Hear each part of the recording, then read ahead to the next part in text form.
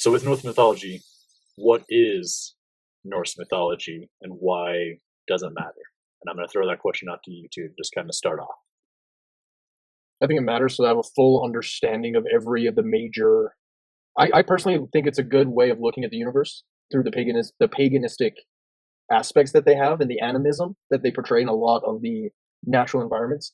Working with the runes as well on a daily basis gives me a better understanding of how to prepare for my day, for example. Okay. And I think that having a good understanding of every major and cultural aspect of humanity is a good goal to have, personally. That's why I first got into them. Awesome. I feel that it's a way of understanding my place in time, but more in the sense of our culture, my society, the way I interact with it. It's a way of identifying that and a method of breaking it down piece by piece into different aspects that I can play with, I can put together, almost like Legos, into something that I can work with in my own life, a theology as well as a practice that I can apply, and through experience I can test out what works, what doesn't.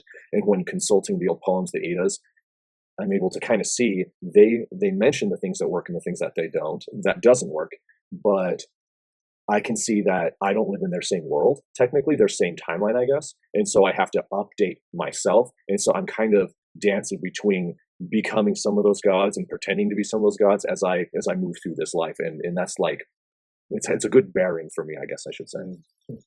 Very nice. Gotcha. Okay. And so, I mean, that's how it kind of ties in there. And so, like, I guess, kind of like, it's a little bit of what Norse mythology is, but like when we even use the term Norse mythology, like, for the uninitiated, like, where is this coming from? Like, like what part of the land and the world is this from? And study of the Vikings gods. So yeah, the term Norse comes from Northman, and there's a bunch of different versions of the word Northman or Northern. I mean, you can go all the way up to the way other cultures refer to them. You have words like Hyperborean, Hyperboreas, Hyperbore, which are also versions of that word of north, up there beyond our land, somewhere up north beyond the mountains. Okay. And it even has a connotation of it's colder up there too, which is an interesting thing. It gets very cold. Historically, there are even eras where most of that, all the way down to Denmark and North Germany, completely froze over. Okay. Gotcha. So I mean, Northmen, so this would be, we could say like Norway, Greenland, Iceland, Finland, Netherlands, Wales, Netherlands, up that direction. Okay, gotcha. Because like Denmark later is named after Daneland, but that was like land given to them later on, like almost similar to like reservations for the natives, but not quite the same. It was like, here's some land, you guys go over that way, but now you're also far enough away from England and Europe that, not Europe, I'm sorry, far enough away from England and London that like we can see you coming, a few weeks in advance. Well, there's some theories about that as well, that the Danes specifically were the tribe of Dan, and that they were moved north originally by the Persian Empire after the Persians invaded. Interesting. Because during the last battle, the tribe of Dan was the warrior tribe, and they chose not to participate. And because of that, they were sectioned off and moved north as a fighting force, as a civilization. Which the interesting way to tie that together is you can actually translate a lot of the Elder Futhark runes directly into Hebrew. Okay. They go back and forth through the numerology. Yeah. It's interesting, fascinating how close they are. About you mentioning that connection to possibly the Israeli connection. There is that the ancient Israel connection is the after the first conquest of Israel, when they established their kingdoms in the Middle East, the tribe of Dan was still their warriors, but they were sworn not to pick up the sword again unless it was for a holy cause. So only God could tell them to use the sword. So when the tribe split up and they were all literally their own kingdoms, 10 different kingdoms ruling their own section, the tribe of Dan, they used the axe, and that became a big part of their symbol. Was they used axes, not swords, because they weren't fighting for God anymore; they were fighting for themselves. Okay. So if they wandered off somewhere and that became their main thing, it would make sense that, like the idea of the horn helmet, it's not accurate now, but when you go way, way, way, way back to like Bronze Age, you start to see the prevalence of that horn helmet not as this is what every man wore as his helmet, but more as a ceremonial or a royal symbol, possibly even a sagely magical symbol, like the word I'm going to use is sages, but their version of a holy man would use the horns originally before even the feathered cap with the two wings that we see Thor wear now. Before even that, it was the horns. Gotcha. Okay. Interesting. Very good. Okay. So what would be, so along all of that, would be like, maybe like 2 or 3 core beliefs of Norse mythology or of the Vikings that like they would have believed in or like held true, that kind of ran, I don't want to say moral compass, but kind of moral compass, but quote unquote, like what they would deem, honorable or non-honorable, like what were their core beliefs, like 1 or 2 of those. main ones. From my understanding, one of their core beliefs, and this may be completely wrong, this is just my theory as an outside perspective on it. And taking this, I when we were told to prepare for today, we picked some gods that we were all to study and things like that. And I chose the Norns. Now, one of them, really, it was Verthandi. Her name can be translated as becoming. Now, one thing you see a lot in the warrior aspect of the Norse culture is to die gloriously. Okay. And in that is the completion of the act of becoming. That's when you are chosen by the Valkyries and things like that. I see a lot of their culture are built around that act of becoming something great, of rising to manhood and things like that. Of, like we were talking earlier about Ragnar Lothbrok and then his son, with the broken legs. Ivan the Boneless? Ivan the Boneless, yes. So, like, for example, like, he was going to find a way. That's very much a thing in their culture. Okay. Which I retain back to that cultural understanding of the act of becoming worthy enough to be chosen by the gods. Okay. Very nice. That's something that I think built a lot of their culture. Okay. My opinion is that, or I should say my belief on that is, from everything I've studied, the Vikings, the Northmen, they had this idea that they existed in a post-apocalyptic broken world that somehow got rebuilt differently. Okay. And from their stories, especially regarding their creation myth and their destruction myth, they both have cyclical rebirth elements, definitely rebirth elements. But what I find most important is that they don't talk about them in terms of, they happen and it's over, the way that we would modern times talk about mythology and past history. They talk about it in terms of it's bound to happen again, not exactly that way, but somehow when it happens, by the time it's too late to stop it, we'll recognize, it's that again. It's all the same names, it's all the same people, everything is exactly the same. And they even justify that by claiming that once their own gods realize, wait a second, it's all going to happen again anyway, instead of rejecting it, it's almost like they embrace it, change all their names, and then go for it anyway. Like they know it has to be done, like what you just mentioned, it has to become. Okay. Gotcha. It's very prevalent. Very prevalent, very leans in. Okay. Awesome. So I mean, it's like this kind of leans in there a little bit of like, so these beliefs too of like a little bit into that, like how important are the gods to them and their creation story, and like, how much does that actually matter or dictate to them? From what I know, it mattered almost on a daily basis for them, because like every day was a different god's worship, and then through that they would embody different aspects. Okay, that's true. The way that they saw their mythology and their gods, they saw them in daily, moment by moment symbols that were manifested in their worlds all the time. So the runes they saw literally made up in the tree branches, in the way that grass blades crossed each other, tree branches and leaves crossed each other's images, and how it was fractally cast on the sun as shadows on the ground. They would drop a pile of sticks or bones, and they're like, "Oh, look at that." That was more of a in moment passing, but in a divination or religious spiritual practice, they had their times where they would seclude themselves, or they would go to the community festival and have a mass ritual. But one thing that I want to focus on is their version of the spirituality seems to revolve around the perspective of the Hierophant, which, for those that don't exactly know what that word means, think about like another word that we use in the West is like the hermit, the sage who acts like as a fool. And what's interesting about that is that being is nothing but a sacrificial being, a sacrificial type of sage or priest figure. And so everything a Hierophant gains is through sacrifice and piecing parts of himself out and giving them away. And you look at Odin, you look at Thor, Loki, Freya, Freyr, all of them have an element of sacrifice involved. Like even Heimdall has an element where he serves, he sees everything. He does not like it. He does not like having to watch everything go down and unable to do anything about it, unable to convince the gods to go and do anything about it unless they see their own reasoning behind it. He can't make anybody do anything, but he could see exactly how it could be fixed, how everything could be done. And it seems like there's a fatalism in that you will have to sacrifice probably everything in the end, but the reward for that sacrifice you may never see in this lifetime, but in the next one instead, in the legend, in the stories that are told. Okay. Gotcha. Okay. So here, like omens were pretty important, as well as there is like a sense of animism that, like, because of omens are important, it's like everything has, they wouldn't say consciousness, but has a spirit, has a meaning, has a reason behind the way it happens. Similar like one, and this is what's like funny a little bit about like Christianity and so forth too, just to tie it in. Like, I'm not making fun of Christians on this, but like we have the belief of like people coming through, like an omen of like a crow flies east and so forth. That would mean something to the Norse mythology, to the Northmen. But if somebody like Christian-wise saw that, nothing. But if they prayed for God, give me a sign that life is going to be good, then they saw that, they'd be like, oh, there's the sign from God. So they put, but Christians wouldn't call it animism, but Norse are just much more open to that. They didn't have to ask for external first. They just believed the gods in the universe, or they don't say universe probably, but spirits were already talking to them. It animated the world around everything was already in motion. They're not separate from it. There's there's lessons, there's learn. Okay. Yes. So to kind of dive into that a little bit, like with the gods and their importance and so forth, we'll come back to Valhalla. Like I want to come into that at some point, like talk about like why that was important, like the beliefs behind that. But about the gods, you mentioned like the days of the week, but also like these major gods. And so we kind of picked some stories that we talked about of each god we want to talk about. So let's figure we'd go through the stories and then we'll talk about each one and so forth. Quick pause. So realizing how my phone's going to die. So what I'll do is I'll go through Tyre.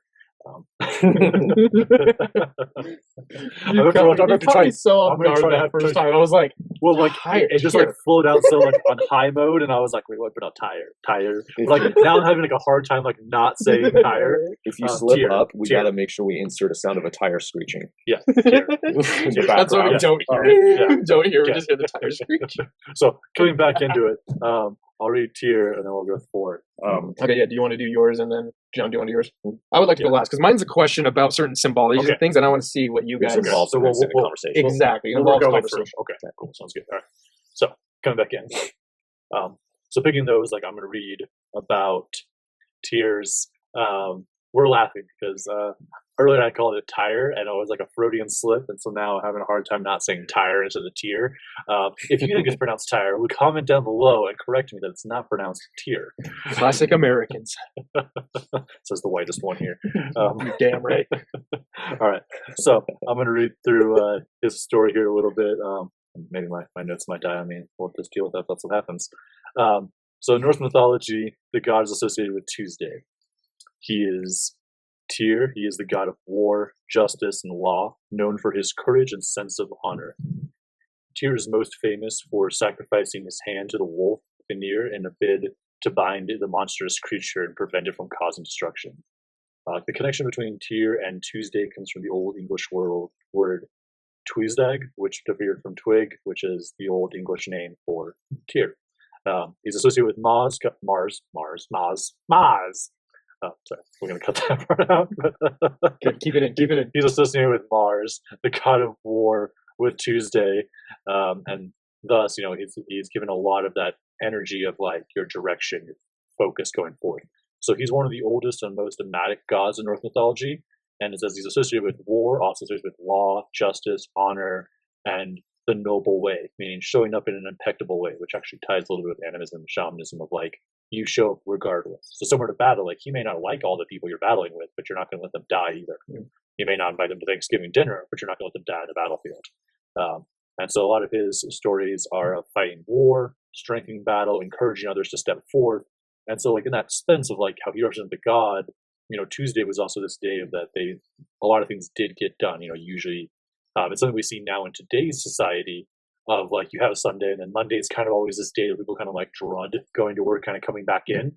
But by Tuesday, they've got their flow back and they're flowing and they're at full power. So it's also tying with Aries, that energy of the Mars. And so Tyr is also like associated in that aspect of Norse mythology of someone to tap into, and they would pray to him, to give energy or to going into war and so forth.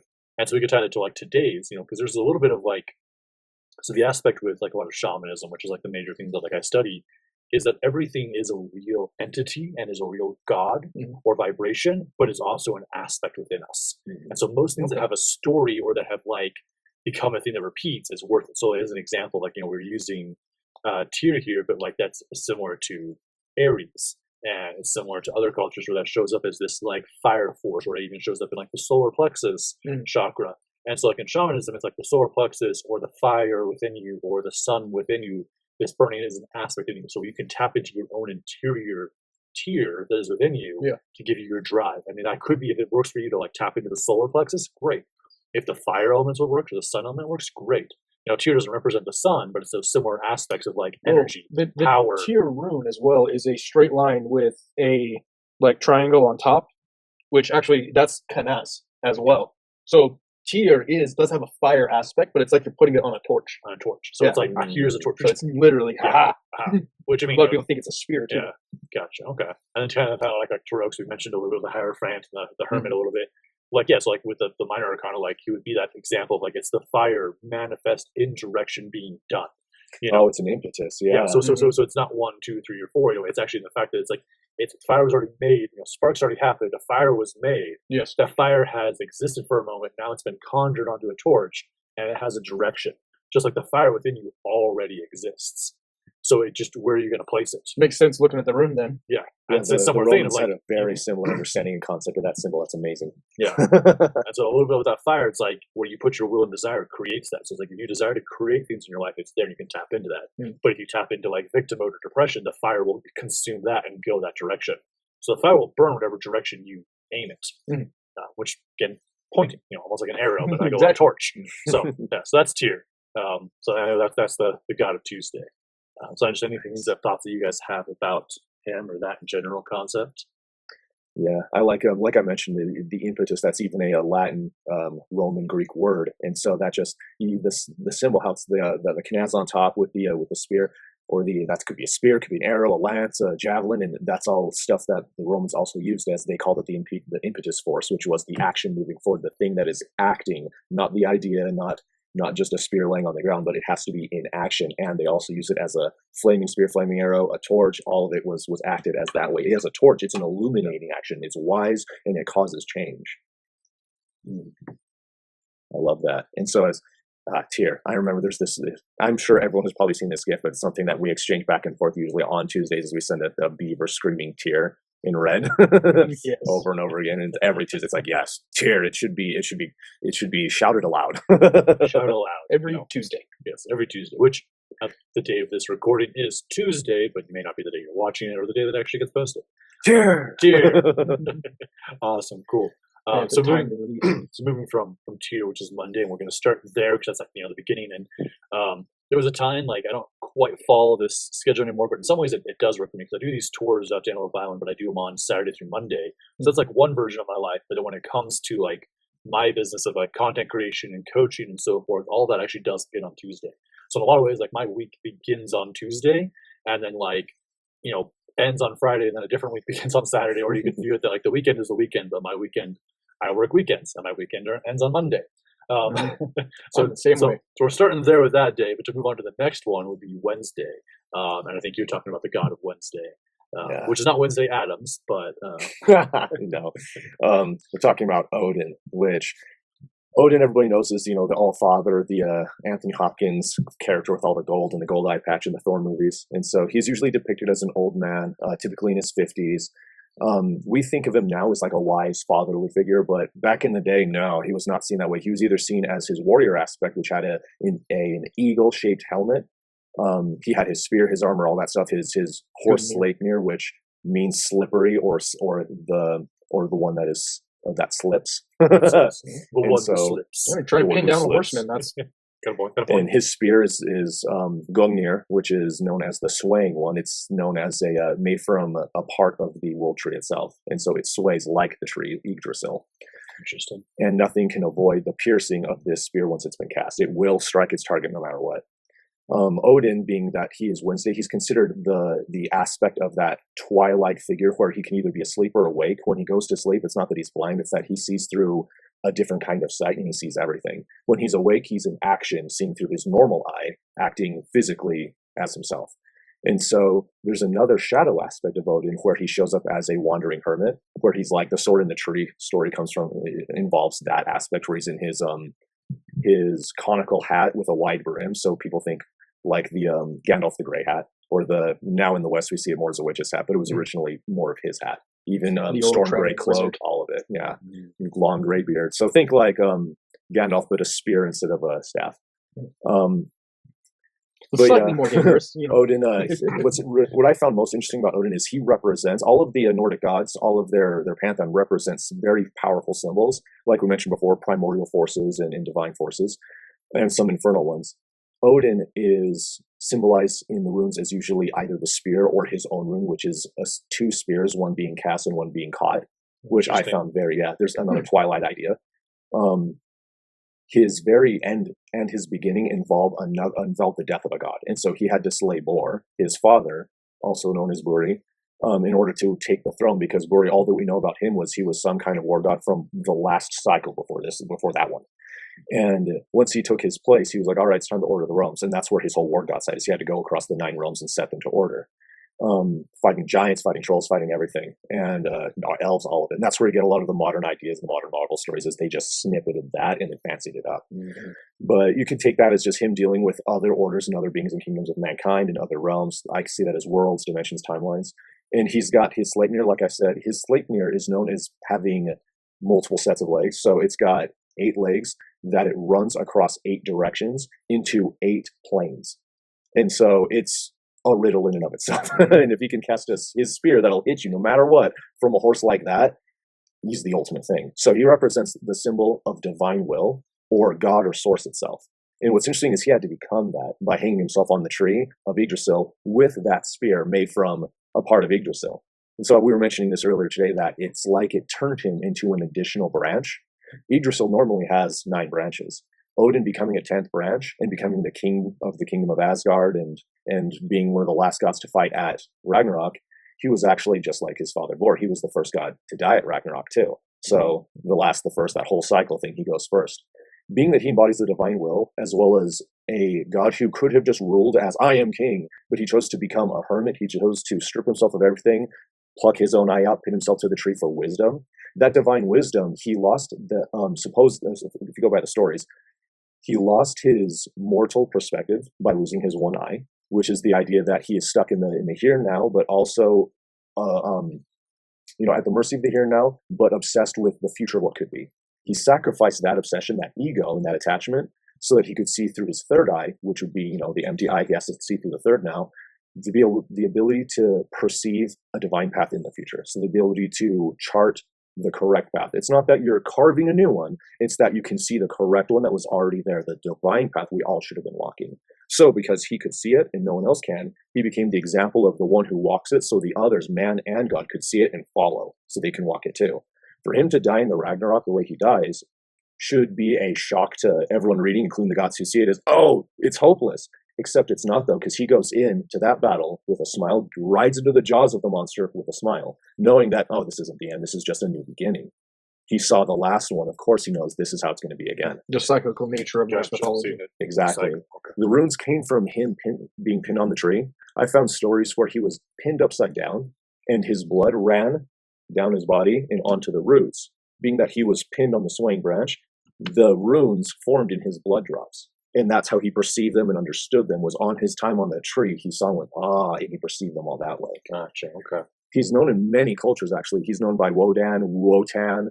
I've seen him all the way as far east as in Russia. There's versions of the Perunic culture that has Woden there as well. Okay. And so this leads into an idea that there could be multiple cycles, and this whole idea that their Ragnarok and regeneration already happened. They're talking, the gods themselves in their poems talk as though it already happened, as they're talking about it going to happen again. So They themselves speak with this whole, it's a cycle. Yeah. And it leads me to believe, like, when I look at other cultures as well, that they talk that way too. The ancient cultures all seem to speak in a cyclical method. And if that system came to a Ragnarok and we're and all of this came afterwards, is it the same cyclical system, or is it a new kind of system? True. And so Odin is a being that, when he first, he's a creation being. So he showed up as with 2 other brothers, Odin, Ve, and Vili, as the 3 creator gods of Norse mythology. And he breathed life into humanity, into the lungs of woman and then man. It was his brother who became Loki that breathed, or that sparked life itself into us. The spark of life was given by him. And then the 3rd brother, Hoenir, is the one who gave us the power of speech, the ability to express ourselves in this reality. And a lot of teachings, especially the Hebrew teachings, say that that breath combined with that flame spark, that'd be the Aleph, the Shekinah, and then the ability to express, that's the magic itself of the word. All 3 of those are by those 3 gods as a trinity. Gotcha, okay. So it's interesting, though, a little bit, because he's got this pantheon that he's there, and he's a very large archetype that comes in. And that's one thing, like, in general, about like most of the Norse mythology gods that I enjoy, is like they're exalted humans. Like, they're not these beings that exist externally and that are doing these things. They were humans that rose themselves to a higher level and now have experienced things. And as you talked about a little bit of like, they talk about Ragnarok or the end happening, and then it will happen again.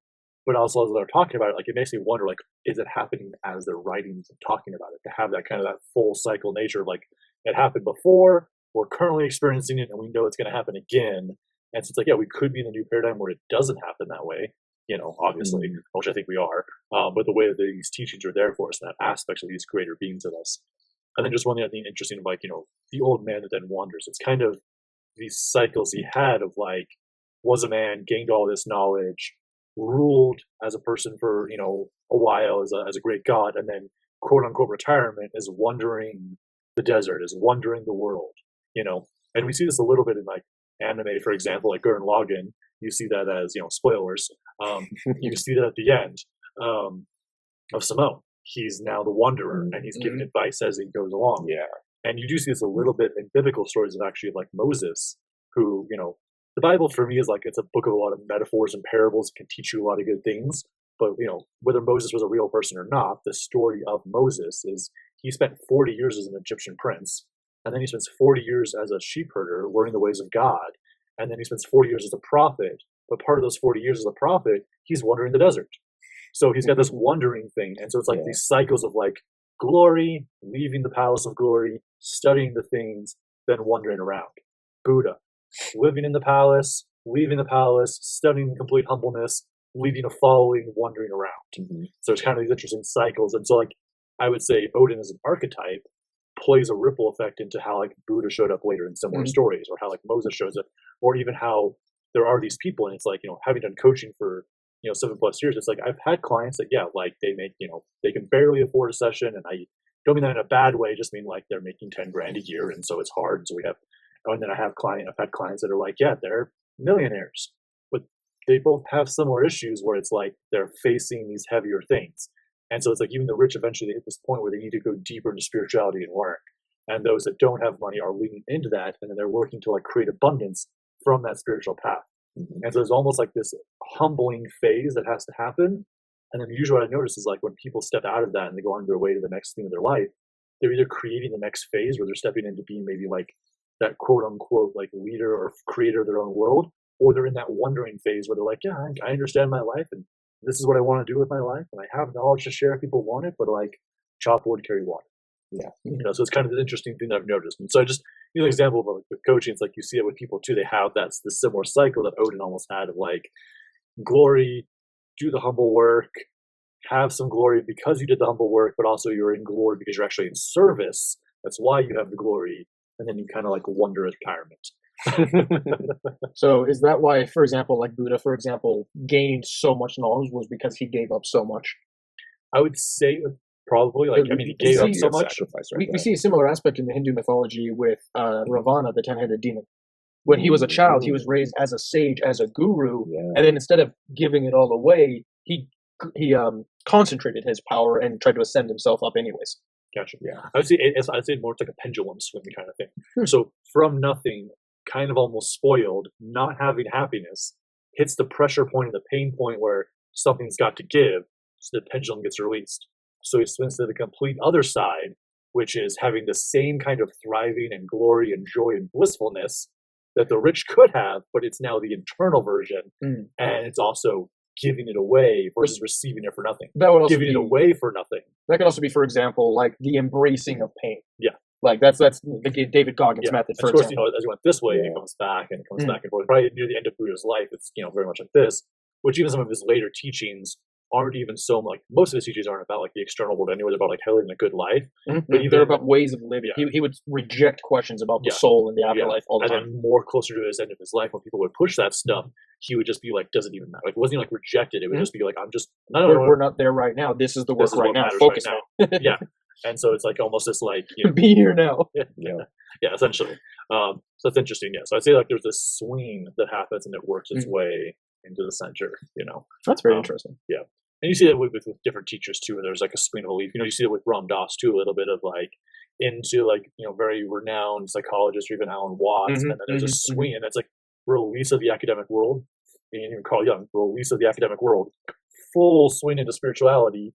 And then as that swings back, it Fibonacci's, and in that middle range it of becomes swinging, almost like a yin yang. It keeps balances. Yeah, and then you have Ram Dass, the psychologist, and the monk, and then you have Carl Jung, the spiritual psychologist. Exactly. In today's world, like I would say Jay Shetty is kind of like that, like went full monk, but also was raised to be a doctor and like left the academic world, became full monk.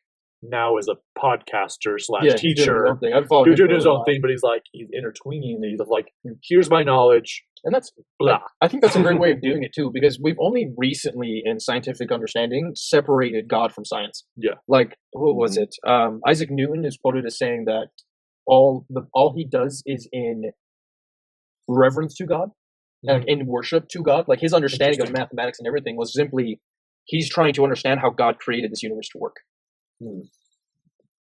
I think that's a more accurate way of doing that, because interesting. By combining those two, we get people like Ram Dass and Alan Watts who have a full understanding of human nature and how it really functions. Yeah. Okay. We shouldn't separate those. We need to bring them back together. We need to bring them back together, as it should be. I mean, it should be this academic and understanding. And you see this a little bit actually in Japanese schools, like the way that they work. Like, I'm not saying it's perfect, and I'm not saying, and our system isn't very perfect either by any means. But in Japanese school, it's like the first, I don't remember how many years it is, but it's like, from kindergarten until mid elementary or past elementary age, it's actually they're being taught like manners and how to talk to people and how to ask questions. There's social aspects and like how to rest, how to play, like all these things are like how to like work in society a little bit, but more of like why is that important? And then when they move to the next level, and then they have 8 grades in teaching, that's like now they're learning academics, but there's actually just 3 levels. There's fail, average, and succeed. There's not like an A, B, all up and down. And so it's like almost nobody fails, but it's like almost nobody hits what the middle ground is. Most people hit succeed. You don't have to hit succeed in any way, and you can still get just the same job without doing that. Okay. It's just this level, and this is just middle school, and then it's like when you go to high school, and it's like in middle school they teach all the core stuff, and then when they're going to high school they're picking a little bit more individuated, like what they want to kind of do, but still it's like you could stop at that point and go and get a normal job. Whatever you extra study is because you want to.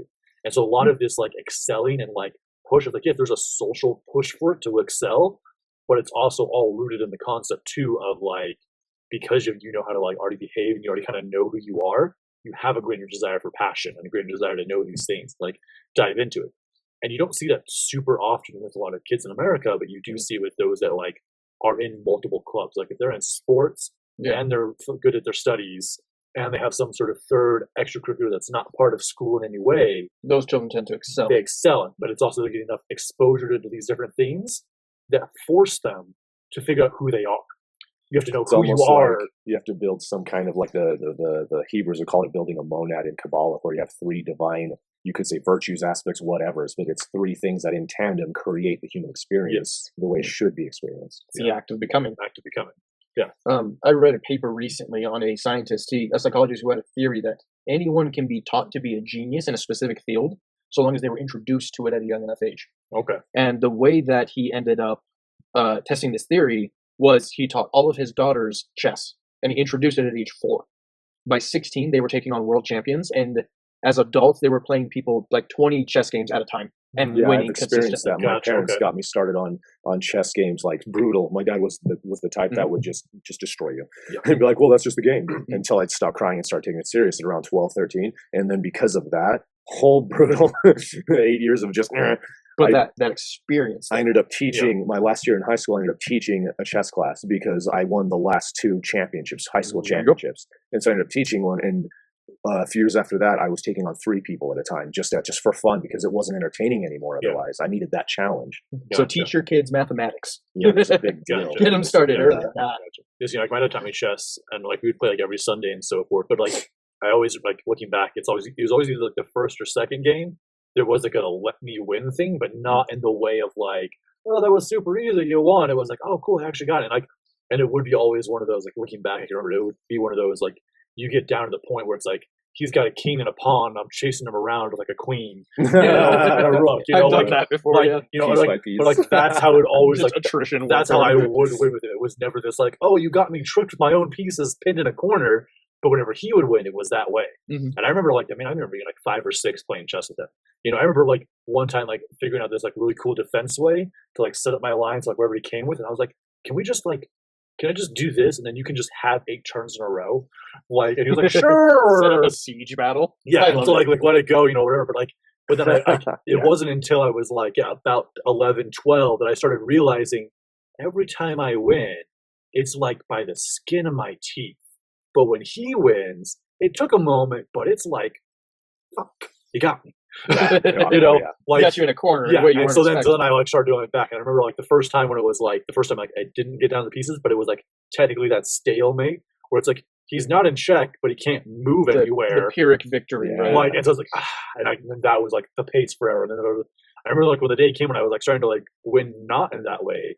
There was a time when he was like, okay, he's like, so like I'm not holding back anymore, and he's like, for now on, we're not gonna like, and like it wasn't like he like said I'm not holding back, but just it got progressively longer, and then it was just then I just noticed these things. And I remember one time being like, okay, like I want you to just like play as you can, and it was like 7 moves and I'm done. And I'm like, okay, Boom. so Yeah. like there is still possibly a level of like him like seeing certain traps and being like, I'll play your game. Yeah, I'll play your trap. So Yeah, like, they'll walk I bring in that all up like that's because part of chess like teaches you to like look at life a certain way, but it Mhm. makes you more solution forward and makes you more of like I've got to play this, and it's some people can view it of like, oh, you were sacrificing pawns and No, you're like you're playing no, logic. you're playing logic, you're playing it out Yeah. like step by step so you can like understand things, but it lets you see the patterns in life too as they Mhm. come, and then you notice, oh, I'm playing that same way, and so it's like it's a thing I've seen some people do, like, well, they'll play a chess game with somebody, and they're like, that's kind of how they can see how they show up in life and so forth, Yeah. And I've done that before, and like I've noticed, like, and that's like how I show up with certain people too. Like there was someone that came over here, and I used to work with him. He's a great guy. Well, was a great guy before he got himself into some addictions of drugs and so forth. But when we played chess, I noticed there was like 3 different times I could have like closed this trap on him and like ended it, but chose to be a nice guy. And I realized that's how most of our relationship was. Like those moments when I needed to be like, hey, knock it off, were the moments that I was like, that's fine, he'll figure it out. He's an adult. But Laissez-free. as they go, and it's like, and it not like in a way of like, but it was my stewardship to do that as a friend and as his coach. Yeah. But also at the same time, he was my boss and my friend, and Different also, aspects of so there's like these hats. I'm like, I don't want to piss him off because he got me by the money balls. He's signs my paycheck. Yeah. So there's that, but it's like, but those moments where I would have called it and just stepped into it. So it's like that's the same way I played chess with him. Then played chess with someone else that was like part of that same group and was here, and it was just like straightforward, not like ruthlessness, but it was like, oh, you made a mistake over there, taking advantage of that. Not a mistake over there, taking advantage of that. I know that I took advantage of it in work, but it was this different aspect where like, oh, my stewardship over you isn't like where you're above me in any like financial way. It's that like we're colleagues and there is no coaching aspect. And so it was this, I bring all that up is like, that's something like I think is really interesting. Like if you don't play chess, you can play chess and see how you show up with different people in your life and realize the way you play that game is a lesson for how you're probably showing up with them in life too. And it may not just be for chess. Like you can play Monopoly and see how that shows up, and like see how you play it, how you show up with people. So all that games are awesome. Yeah, I know it's kind of like a tangent off on the edge there, but it's like this example of like always going to like watch yourself and like look at like what you can learn from it is just a cool aspect of life. And don't know if that really has anything to do with like Norse mythology in any way. I don't think there was a lot of self-reflection in the Norse, except for maybe Odin. A lot of them did actually. There was meditative practices and things like that. They would sit with mushrooms and psychedelic things. So like I have no doubt there was some internal work with that. Maybe not internal work, but sitting. It's just that most of our understanding of the Norse was usually on the receiving end of them. So like archaeology usually pretty messed up. is only now starting to really pull the real day-to-day life, experience of those cultures. And so like we used to think that, they all, like I mentioned before, they all had helmets and they wore sheepskins and all had gigantic axes with 2 heads on them. And now we're finding out, well, no, they were more of a mixed culture, mixed race. There were like 5 different kinds of Viking culture, and Odin had multiple different names based on which region. And so it's not what we used to think it was and what we used to depict. All the runes too, like they have regional variations in how you say anything. That confused me a lot when I was like, I would talk to other people and I'd be like, hey, have you heard of the rune Gifu and Sigel? And they'd be like, no idea what you're talking about. turns out I'm using Germanic versus they're using Norwegian or Swedish Yeah. or Icelandic or Gotcha. And there's the other thing with archaeology is all of these giant stones, these runic stones that had their histories, their poems all carved into them. Not only they used to be completely painted, but most of the I should say a large amount of the hieroglyphics that are carved on those stones, you can only read with a radar or a laser scan now, which means like what we're the seeing. LiDAR and things. Yeah, so what we're seeing on those stones with our naked eyes and cataloging for the last century now is being not disproven, but shown as not a complete picture, not a complete idea at all. Yes. We were reading maybe 1/5 of a story this whole time. True. Hey, Well, and I gotta find those up to you once. Well, there's even someone I was speaking with that studies a lot more of this from an archaeologist standpoint. And I mean, I'm not saying like he's an archaeologist, but just like reads a lot more of these books and like these updates that have come out. Like even the concept of like that they would rape and pillage, like pillaging was part of war. Mhm. And like they did go off to other countries and pillage, and like they did come to England to pillage and steal. But the fact like this whole concept of like the raping that went on, every war had that. Every conquest had that. But the Yes. fact that the Norse, the Vikings, came in and actually conquered one of the major powers at the time and kicked the major powers around, you know, the country that later is colonizing everybody and like doing all these things. I mean, they hit a couple Yeah. like that. That's where we get the word vandalism. Was they sacked Rome? Yeah, like Yeah, and that's the yeah. thing is like England was this, and it wasn't even England at the time, but like London was Mhm. this bigger power, this bigger thing, a lot of noblemen, and also one of the few countries and people out there that got attacked, got ransacked, got merged with the Norse, and then continued on after that and thrived. And Most then countries eventually that got reconnected with attacked those Catholics were too. also Yeah, either yeah. weren't keeping track, like weren't keeping written records of stuff, Yeah. and so it's like written record wise. There's more written records of the Norse raping and pillaging people, but also they're raping and pillaging the people that write and read and are the nobles. Specifically, those were making And the then- and the records. people The that- ones on the receiving And then, end. and then the people later that get to write the history books because they're the victors for 98% of the rest of the wars. And Also happen battles to for- usually be Catholics, so there's a Yeah. perspective there. There's Yeah, something so- to remember about the whole rape and pillage thing too. Is it's not the way we think about it now necessarily, where it's just, oh, they're literally gonna burn every building they see and rape every female they see. Like I was pointing this out when I was talking to my girlfriend about this, about how can you imagine how it's not the image of, oh, this huge burly hairy Viking with an axe grabbing a woman on each shoulder running down the street. It's more like you've got a female Viking with a chain dragging 2 or 3 other females that she's grabbed, and maybe some boys are like, oh no, this is my cook, this one does my laundry, this one is my babysitter, and these 2 are now going to play with my kids while my kids now have people to do their laundry and make Yeah. their food and do their Exactly. chores. They would use slaves. And it's a things like woman that. But it's a Viking different leading them type of because slave she knows what system, too. she's here for. She's here to hire labor.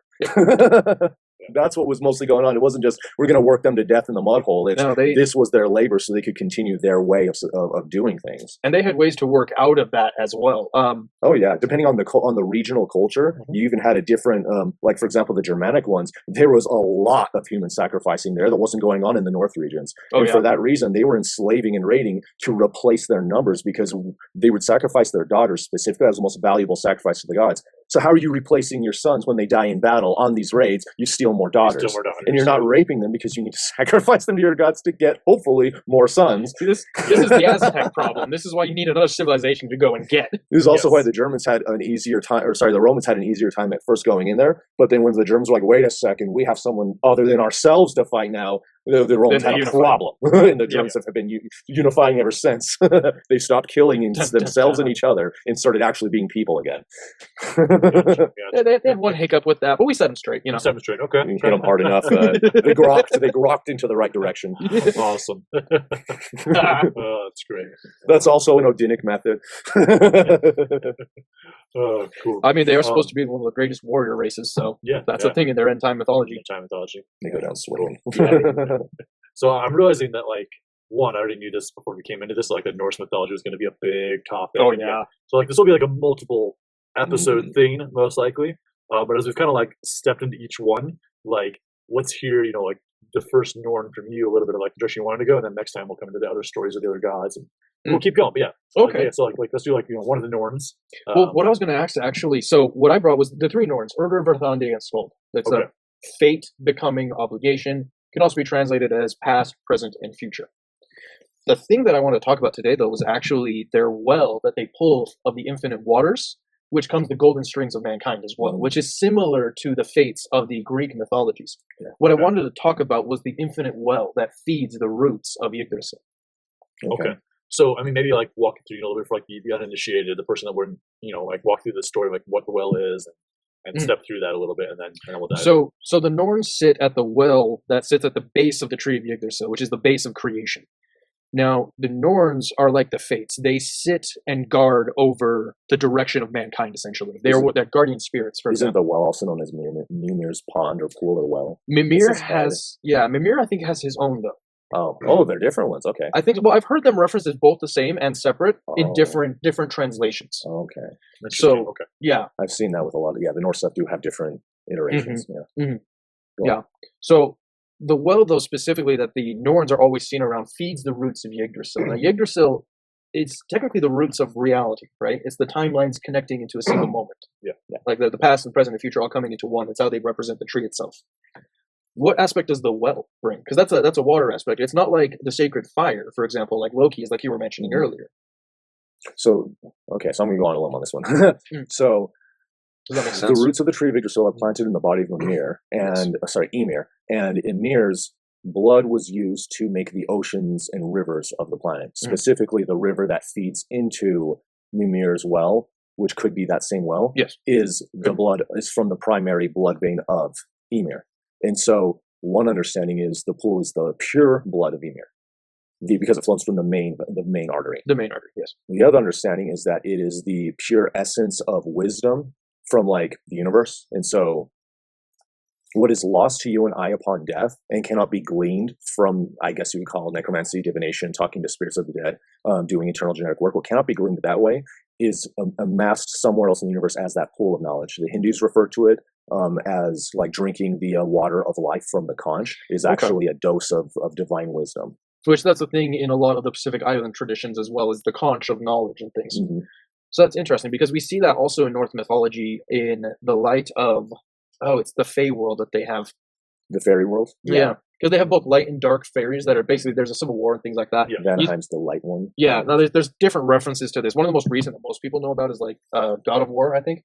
They actually did very well in representing a lot of the Norse disparate stories and things.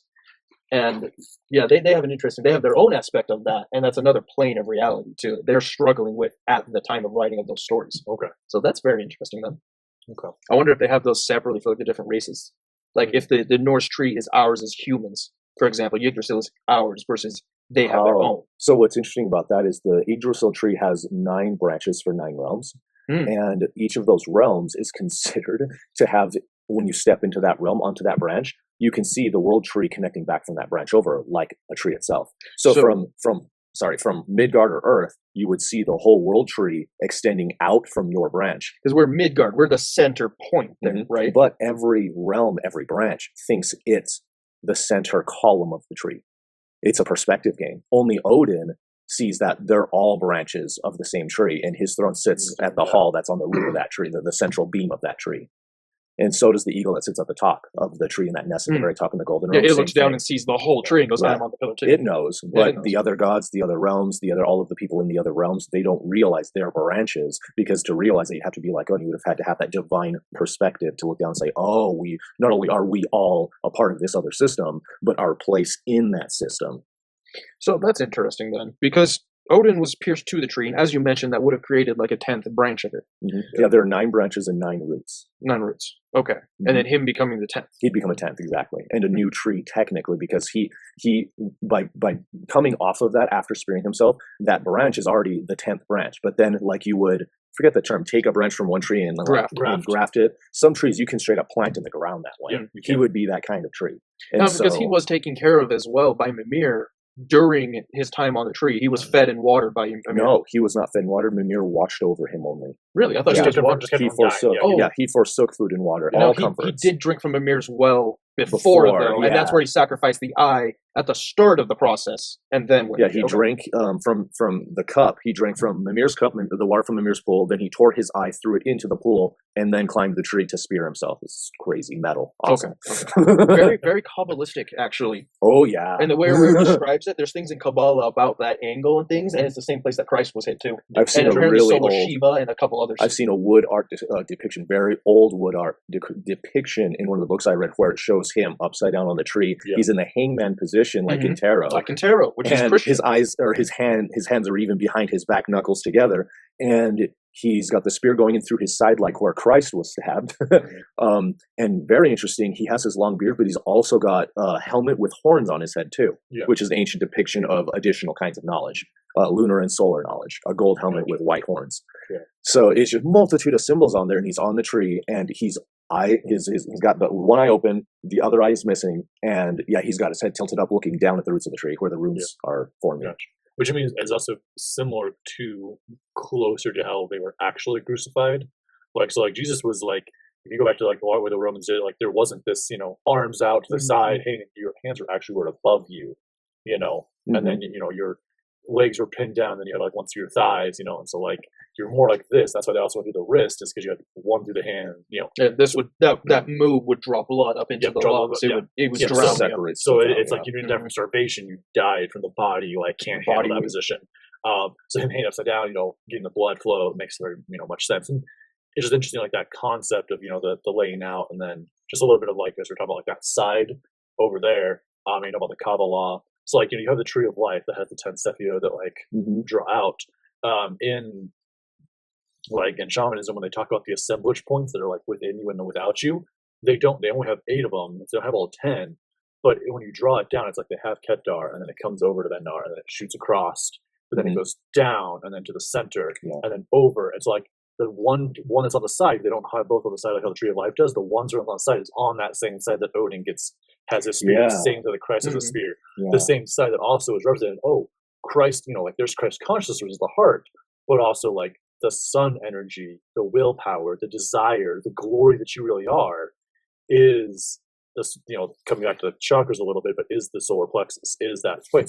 And the mirror wall that's above that, the way you break through the mirror wall in the chakra system is you're seeing your reflection, it's your reflection, you have divine power, and that everybody else has divine power, and that loving yourself is how you love others, so you're equal, and that is the Christ consciousness. So it's like, in order to tap into that power, it's like, you look at the reflection, but it's like, that's why Odin's probably represented more in that area there, the sun, that sun power, the sun recognizing, the sun is a representation of power, I am power, I love everything, you pass the mirror wall, now you're in Christ consciousness.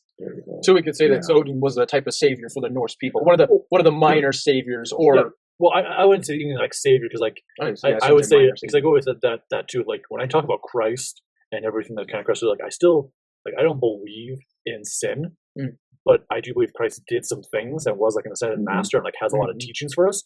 But if there is no sin, then there is no atonement. So there is no saving us from anything. So we didn't need to be saved from anything. You're not sinning. You're not doing anything wrong. You can't get this life wrong. Now, see, that's interesting because you have a ripple effect. And that's going to determine how you incarnate next. How would you interpret, for example, the karmic debt of causing pain? I think there's also a difference in the word sin too, because there's the Judeo-Christian understanding of sin, which is you did something unrighteous. But then there's the ancient understanding of the word itself, which is sin, energy, cosmic force, which is the chaos element of natural forces. In the Buddhic sense, there is right and wrong action, and that there is action that alleviates suffering or action that creates suffering. So this comes into the that's idea my understanding of what sin would be: is action that creates and enables more and more suffering. And that gets into the idea of Loki, where Loki is, people can call him mischief, trickster, and modern times especially the Judeo-Christian sprinkling, is they go, he's just the evil god. No, he's the god of trickster and mischief. The two have completely divine purposes. Trickster is the one who teaches you a divine lesson through that deception. But the other one is where you cause necessary change by taking advantage, for example, of a loophole in a rule. So, for example, Odin says, these are the laws, and Loki says, screw your laws. And then Odin goes, crap, now I have to make new laws. Well, those there were loopholes. You needed those new laws, but nobody likes it when somebody screws up your laws and you have to make new ones. No one likes the change, but Loki is the agent of that change by trick or by mischief. Okay. Well, and so so tying that back a little bit of like trickster or mischief, there isn't really this devil that's that's tempting you into things. It's offering this option, and your energy leans into it. Or like you said, like causing suffering or not causing suffering. And you'd be like, well, that'd be sin. Like that would be like your morality of like someone that chooses to cause suffering. That's wrong to your perspective, correct?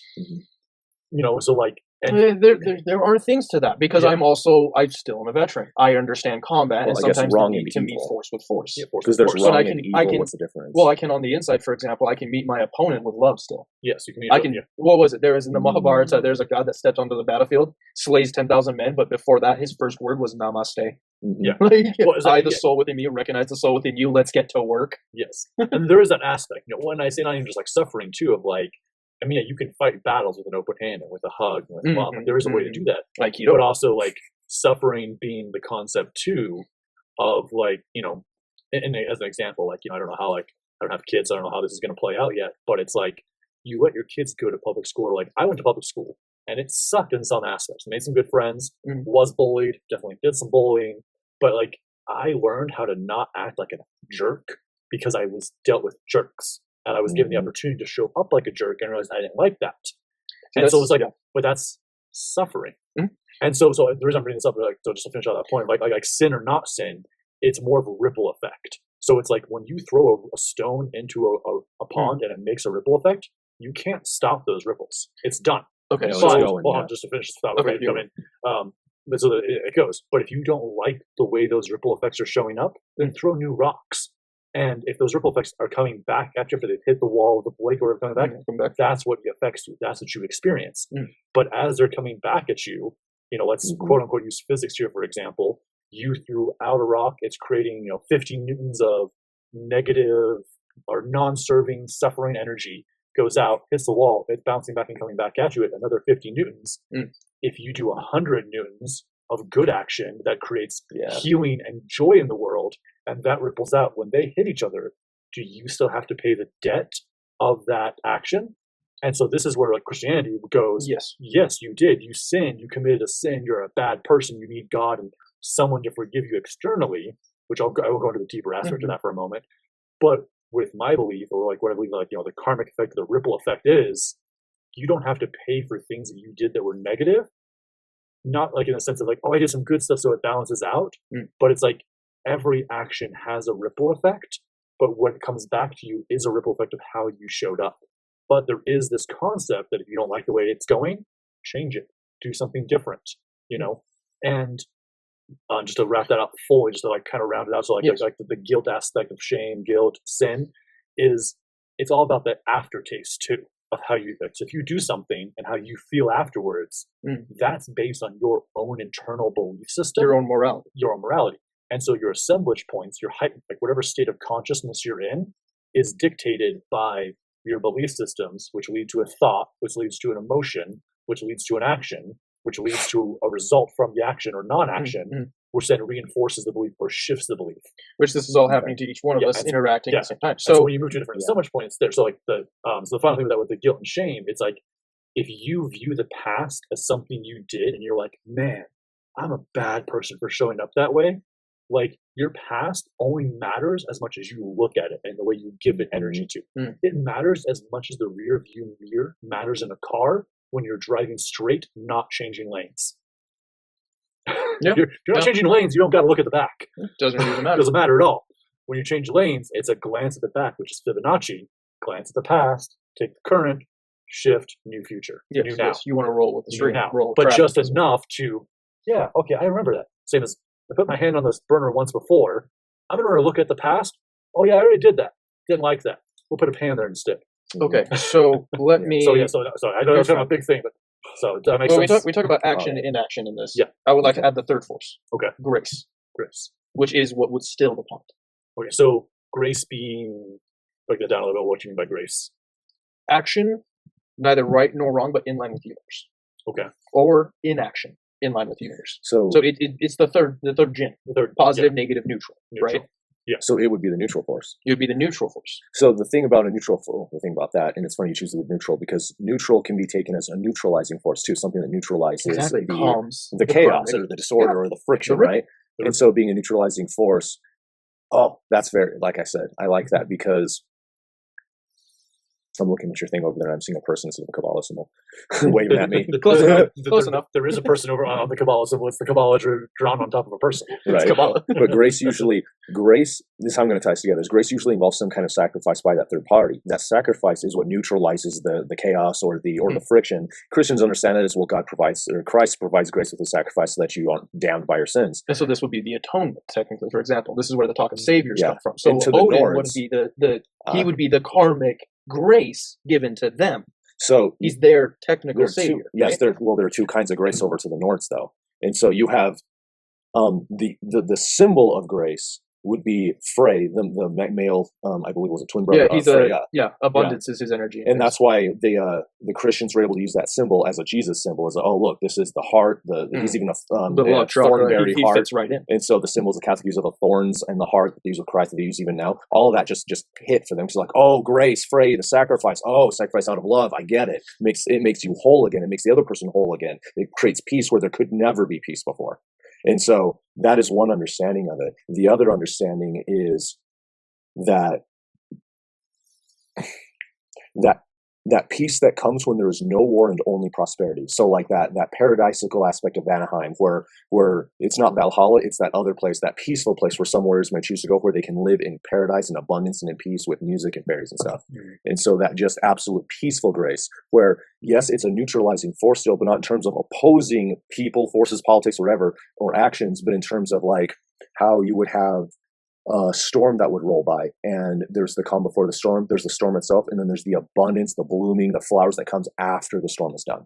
And so that would be the grace at the end of it, that blessing. Well, okay. So just to understand this too, when you're talking about neutralization, you're actually talking about stillness. Is that like, so in the concept of like using our metaphor of the water rippling, that the ripple stops. So now the water is not moving anymore. Yes. But water is never not moving. There's always a current, or it becomes stagnant. So that stagnant doesn't taste great, doesn't serve. Yeah. And so I said, it's a sense of like water's always moving, it's always thing. So even in like the be here now, or the stillness, still your mind, be, you're not stopping the world. No, you're stopping your attachment and clinging to it. But everything's still moving. So you're not splashing anymore. You're letting the pool be. So like so grace could even be if you're stilling, but then like the ripple. So it would be allowing it to flow, essentially. So you're being okay with it when the ripple hits and it comes back. Whatever comes back, you're not affected by it. Oh, so for example, a lot of people, like in this analogy, a lot of people would equate their mind to the water, whereas you are in the water. Well, that's you're experiencing the water around you. You are the ocean. You are the drop in the ocean. The ocean is never still. So you're consciously aware of it. The waves are always happening.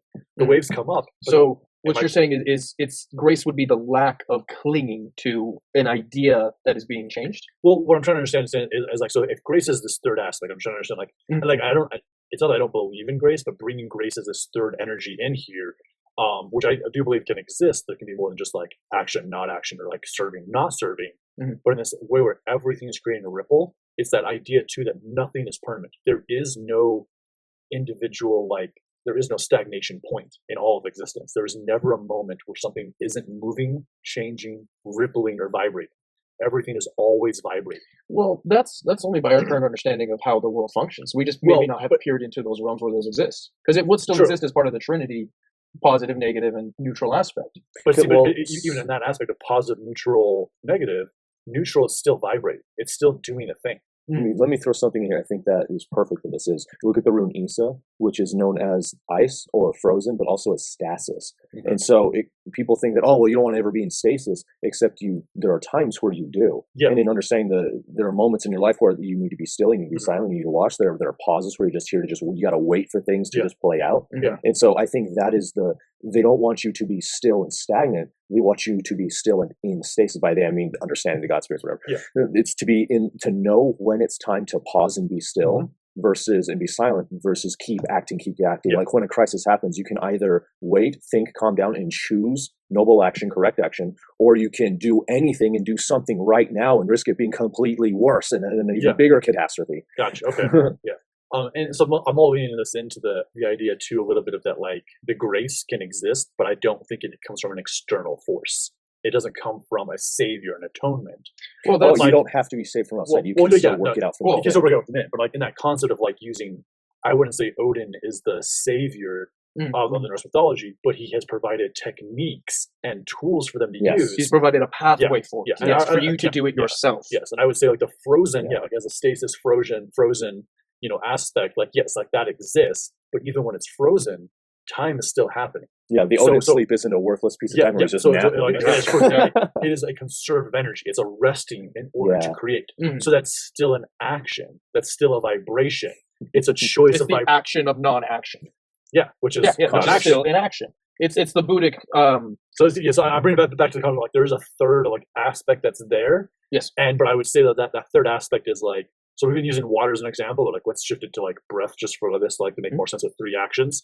It's like just like the universe is expanding and will contract, your lungs are expanding and they're contracting. Enlightenment is similar to that. That when you're growing and achieving a new thing, you're inhaling. When you hit a point of nirvana or realization or self-realization or a heightened state of consciousness, it's like holding your breath. Okay. You can only stay there for so long, and that's the stasis. It can only stasis for so long, and then when you release, you're going into collapsing, and that's not necessarily destruction, but it could be, but it's also the other part of it. So So the final point of this that I'm bringing up is like, so it's always happening. There's always a pendulum swing that's happening, but when the pendulum swing is happening, so use your example of grace, from what I'm hearing is that you can use techniques, energies, vibrations, that when a vibration happens to have the grace, it's more like you dodge the pendulum. So it's not that the pendulum stops, it just isn't going to affect you. It's just going to go on yes, on it by. would just keep going. It would just keep Yeah, going. you're like watching it go by. So there is no instead of stopping of struck the by it. energy. There is no stopping of vibration. It's just the vibration no longer affects you in your reality, but it still goes on and happens. Yeah, like taking something in stride or taking it with grace. Yeah. Similar to bring it back to the water a little bit again in that example, waves. As the waves come, when a wave comes, waves are going to happen. The ocean is never going to not have waves. So as the waves happen, you have 3 choices usually when a wave comes. You can ride the wave and either like body surf it, wakeboard it, actually surf it with a surfboard. Okay. You can try to fight it and just burr it up, and you'll probably get wrecked and flipped upside down. Because wave doesn't Because care. the wave doesn't give a shit about you. Or It's got its own you business. can time it and go with it and jump up, and the wave will take you up and down. You might get some water over your head a little bit. You might get some salt in your eyes. You may not either. So But you won't get tipped upside down, and So- you won't be put in a position where you're like, fuck, that sucked. You're like, whoa, that was a thing. So with that, you put three scenarios forward. Yeah. So One right. I'm saying the one where you just jump and go with it Yeah. would be your version of grace, where it doesn't affect you in any way, Yes. but it still happens. Yes. Okay. Now Yes. I understand. Okay. So it's not clinging to it in a certain way. And it's right? not giving it to some external zone. It's you're using whatever these external, you're using Christ's teachings to bring Yes. yourself back to center. Using Odin's. Okay. Yeah, I agree with that. Yeah. Yeah. Okay, So- cool. Just want to make sure that was Yeah. understood. No, well, and the reason I took us on that path was one, for whoever's watching to understand that, Yes. but also to Yeah, bring yeah. it in that concept too of like, for me in general, to make sure that, I mean, and if you were saying it would be okay, but I want to understand like, were we talking about grace as like an external force? I need the savior to save me, or the So, yeah, eternal yeah. grace of how I Because handle there's it. a difference between believing, well, I mean, the different sects of Christianity and how they all view things with that kind of Yeah. stuff, and all of that with saviors and stuff. Yeah, but the grace being, give me Grace the grace from to the understand. inside. Yeah, give me the grace to understand what I can't accept. Which is part of the serenity prayer. But even that part of like serenity prayer of like, give me the power to change what I can change. Give me the grace to accept what I can't. Well, so for example, But so I'm just going to wrap this up real fast. But Yes. in that example, it's still saying, give me the power that's already within me to accept. Okay, So- carry on. well, one thing that you kept reminding me of was one of the Buddhic questions. How can one desire to be desirelessness? Okay. Right? And that's why it goes into the Tao it's spontaneous. And with breathing, like you mentioned for that example, right? Yeah. Like how many people manually breathe all the time? True. Like we can, and we do. We practice a lot on occasion. Practice it, yeah. Shout out to the one guy in Iron Lung listening to this. Right? But I hope they have better technology for you now. I don't think they do, I'll be honest. Oh, okay. I'll have to look into that later too. But Which there's state are you in? advancements Which in Iron insurance Lung. plan do you have? Suffering. Okay, let's carry on. Okay. Oh, what was I saying? So breathing, manual breathing. A lot of us don't manual breathe. But enlightenment must be spontaneous. So that would be the force of grace, for example, as well. Is that spontaneousness where you can do right and wrong action. You can do it consciously as an ego. It is as the unconscious is where grace truly sets in, I think. Okay. To where it's you do right action without having to think. Okay, so I mean, so then Oh, also this yeah. would be flow state a little bit. This would be, again, It would be the self-realization dissolution of the holding- ego, and Yeah, like Makes sense because Christ Christ step has into a you divine instead. energy about it. You would be acting in divine, like you just said. Christ steps into you. That's The the idea Christus Sophia. of Yeah. preparing. So this Mhm. goes a little bit far eastern. Is preparing your body so that the spirit of said God can inhabit your body. Thus, you becoming a temporary avatar and acting as God does temporarily. Okay. Yeah. So to tie this a little bit into like Norse mythology, and this isn't like full on like deep Norse, like, you know, out there, but it's that concept of like stepping into the energy that isn't just because you said Christ Sophia. So Christ Sophia, you know, is also, there's this thing of like the Christ Sophia elder 12 dragon clan or something like that. I can't remember the actual name. I'm mad I'm butchering it right now. But something like Christ Sophia, head of the dragon clan. And so like the dragon clan essentially are these like other female spirits and male spirits that are represented by the dragon sometimes. Using the dragon representology here, just like in Norse mythology, to kind of like tie this all together a little bit. It's like, you know, in South America, you have Kuichi, which is the rainbow spirit. In Eastern mythology, you have the Kundalini, which is there. Which would be this, like you just said, this energy that you step into, the Christ spirit that comes into you. So in shamanism, there's this thing talked about merging, and when you merge with a spirit, it's either to perform a certain task. So you have your spirit team, which can be like your spirit guides or other versions of you. And like, so like if I'm in ceremony, like if I'm in a sweat lodge and I'm gonna like sing in a sweat lodge, you know, there might be an aspect of me that calls in a certain spirit to sing, and we'll do the song together, but then we unmerge at that point. But the merging of Christ consciousness merging in with you, coming to the back, there is a thing that, you know, I was talking to this friend that went off. So the friend I talked about archaeology, like they went to school for archaeology, did not chose a different path, but they got to go study different places. And so like when he went to Norway and they got to like hear the stories from people up there that talk about the Norse mythology, and they lean a little bit more into like the guys that like did ride on reindeers into battle, you know, like, and there's talk of like did that really happen? Like even the villagers and the people that believe that story, like, did they really ride reindeers? Like we could ride reindeers, but into battle? Like I don't know, they're a little skittish on that. They're a little skittish on like, oh, if you're hooping and hard and running out and they're gonna run the other way. You know, kind of thing. So there's a point where like when we went out there and talked to them and so forth, he did find this interesting thing that one of them talked about this dragon spirit female, and it wasn't called Sophia or anything like that, but like that in the people that do study like Christ Sophia in this 12 region, there's something about a north one. But the idea was that there were some Norse that as they worked with the energy, that in battle, they would call in a dragon spirit or an energy that would come in, and that was a ferociousness of it. But also the priests that would do like the work that would like, you know, do a mushroom journey and pull runes for the person or do some kind of deeper ritual or so forth, also called upon a dragon spirit, but not like the sole one, but it was one of them. Yes, they So have it's many. like It's like they're calling upon Odin, they're calling upon Freya and Thor, and they're calling upon the dragon spirit.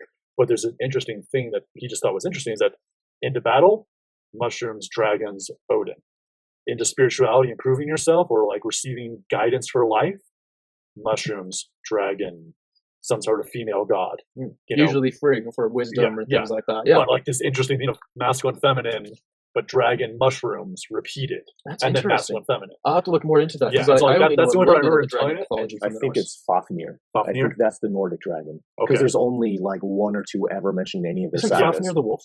No, it's Fenris. It's Fen. There's Fenris is the Fenrir. wolf. Fenrir. Fenrir, yeah. Fenrir. And then Fenris is Fafnir. Which eats Ty's hand. Fafnir is FAF and I think And- IR and or just IR. Ardar. But yeah, Fafnir is a dragon. Norwegian, Swedish, Danish. Yeah. Which also, I mean, and this is the thing too he noticed, is that was when he went to Norway, but when they did stuff that was over in Finland, and then also when he went On the other side of the mountains. and when he went to Greenland, none of those stories are mentioned, but in Greenland they talk about the green dragon, which is representation to the mountains and honoring to the mountain energy, which Yeah, that's interesting. is kind of like, okay, cool. And then you go to South America, and the Apus are the sacred mountains, the Andean mountains, which are a huge energy source that they lean on to. So just kind of South America, way North America, mountains are important. You go over to the Eastern world, or you go over to the the Eastern Hemisphere, but not quite, but you get into the Finland and Norway and Eastern gods, dragons. Yeah. But then still, We've got some plant flames, medicine is too. everywhere. So Oh, we're yeah, not going to go to the plant absolutely. medicine thing, but like mushrooms are everywhere too. But just this interesting thing that Merry Christmas. dragons and mountains repeat, and I don't know, it just Made me this think thing I of just thought was this. interesting in Norse mythology. It's like when it crossed the ocean, the dragon just became a mountain, but still mountain mushrooms, Odin. Still mountain go on your mushrooms journey. fed you. So it's just like, huh, wait a minute.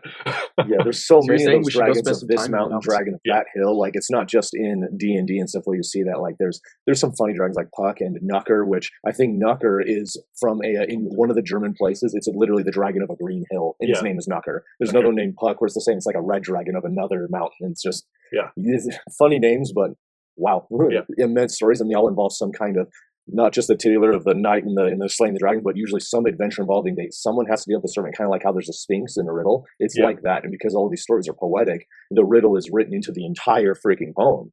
Yeah, and so like how our if anyone has ever been read to the Book of Virtues as a kid, it's like that, where there's the whole story and then there's the whole moral lesson you only really put together once the final word of the story is done. Then you go, oh. A lot of the Norse stories are written like that, where you don't get the lesson until the end, and you go, oh, I see. You can't just extrapolate like right out of the middle, for example. That's pretty great. But also, anything else that you guys would like to plug and talk about, other than when the end screen pops up, watch the videos that will appear somewhere. Well, this was really fun. Lots of symbols, lots of things to go through. I mean, like you mentioned before, there's a lot more to go through, honestly. Really in-depth breakdown of certain stories, that certain really big stories, and maybe some more little known ones. Yes. Yeah, let us know if you guys have any requests. We're happy to go over them. Yeah, so we'll dive into all those. Comment down below with questions, so forth. Peace, love. Drink more water, get more sunlight. Live in light.